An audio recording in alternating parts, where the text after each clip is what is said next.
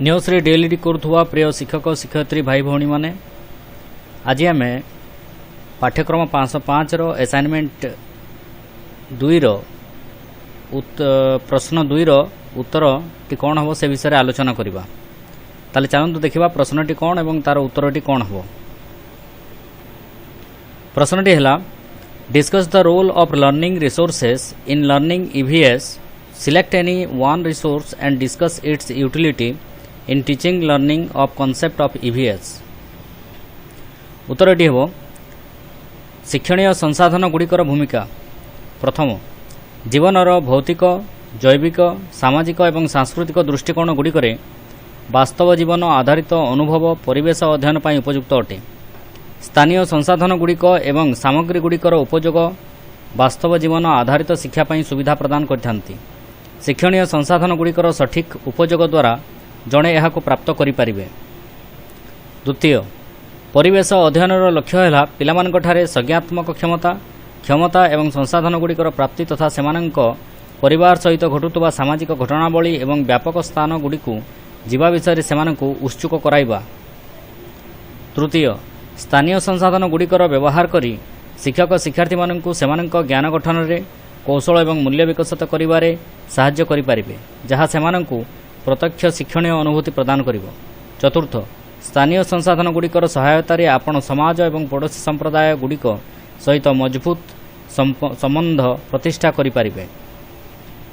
पंचम शिक्षार्थी माने निजर अध्ययन माध्यम सेमानଙ୍କ आखपाख दुनिया विषय जानि परिबे एवं सेमानଙ୍କ सहित संपर्क स्थापन करि परिबे जहाँकि अन्य अर्थरे कहबाकू गले शिक्षणर एक महत्वपूर्ण अंश अटे।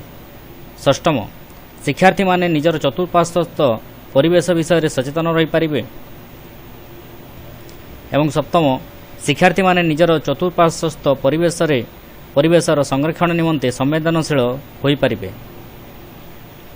संस्थागत संसाधन संस्थागुड़िक विशेष भावे सार्वजनीन सेवा क्षेत्र गुड़िक स्थानीय शिक्षण संसाधन गुड़िक पई बहुत प्रभावी होई थांती। प्रत्येक संस्थार निजर स्वतंत्र जनादेश एवं दृष्टि रही थाए जहाँ अंततः समाजर विकास बा आर्थिक लक्ष्य योगदान दे थाए। जड़े शिक्षक प्रासंगिक संस्था गुड़िक परिदर्शन निमंते योजना प्रस्तुत करें। यह शिक्षा शिक्षण प्रक्रिया को वास्तव जीवन सहित संयोग करिबारे सुनिश्चित करिथाए। एभली किछि संभावना गुड़िक निम्नोक्त प्रकार में मौजूद रही थाए। प्रथम सार्वजनीन सुविधा गुड़िक सार्वजनीन चिकित्सालय बस स्टेशन डाकघर पुलिस स्टेशन सार्वजनीन पाठागार बैंक पशु चिकित्सालय ग्राम पंचायत कार्यालय म्युनिसिपालिटी कार्यालय इत्यादि। द्वितीय संग्रहालय एवं ऐतिहासिक स्थान प्राकृतिक ऐतिहासिक संग्रहालय राजप्रसाद पार्क एवं उद्यान प्रयोगशाला शीतल भंडार इत्यादि। तृतीय अन्यान्य प्रतिष्ठान गुड़िक चारा गुड़िकर नर्सरी पवनकल विश्वविद्यालय डैम चिड़ियाखाना अग्निशम विभाग इत्यादि। चतुर्थ वाणिज्यिक एवं औद्योगिक प्रतिष्ठान गुड़िक पावर हाउस विभाग कारखाना जो गुड़िक पिलामानଙ୍କ ପାଇଁ क्षतिकारक बा अनिष्टकर नुहे शॉपिंग मॉल स्थानीय बजार इत्यादि।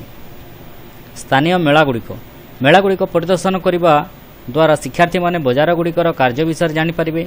से स्थानीय विधिविधान पोशाक परिधान शैली विभिन्न लोकमानଙ୍କର जीवन धारण शैली विषय अवगत हो पारे।